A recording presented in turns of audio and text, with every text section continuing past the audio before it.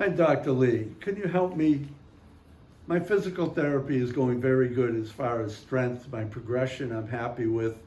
But when I get up in the morning, I'm stiff. It takes a while for me to feel comfortable with me walking. And I notice after I exercise, the top of my kneecap gets very warm.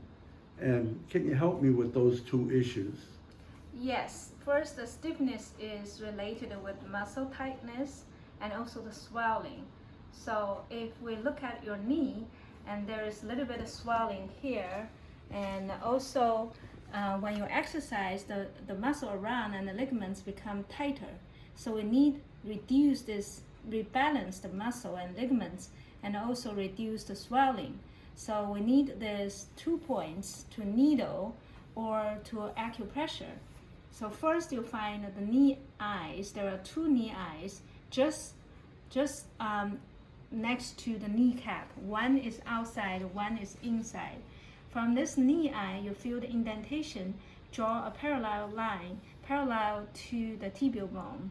So you draw this line, and then you use forefinger down below this knee eye and one middle finger outside of the top of the tibial bone. So you get this point called stomach 36.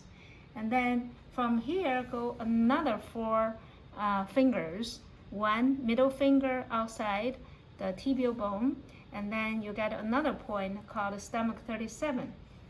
These 2 points, by needling there or doing the acupressure, even this external knee eye, when you do the needle, and then you rebalance the muscles, and when you move around your kneecap in the right position. Furthermore, when we needle this here, the circulation speed up, so the swelling will going down and the inflammation will go down, so you can repair wear and tear much faster. So this has been verified by a research published in Neurogastroenterology Motility in 2020.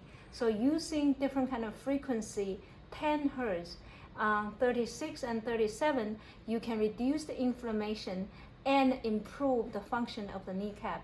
For more information,